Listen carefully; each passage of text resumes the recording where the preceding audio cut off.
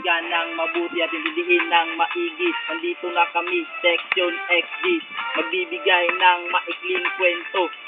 Dahil sa miliminas kakaiba ang mga tao, kakaiba kasi ang kanilang patakaran. Kung dito sa atin ay kabaliktaran, huhulihin ang mga taong inosente. Kung gusto mong pumatay ito sa kanila ay pwede. Dali lang kanila magparami ng tao, dahil sa batong nabaliw naka-invento ng bago. Kung aya of the year ang taong maraming kickback, ang kumpanya ng tubig, ang pangalan ay nawasak at ngayon patapos na ang kwento na nababasa. Lugar na miliminas, totoo nga ba?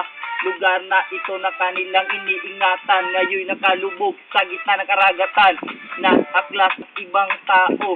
Dahil mali ang patakaran ng gobyerno, tapos na ako at si Jiboy na mabanat. Ito na siya, tumakinig ang lahat.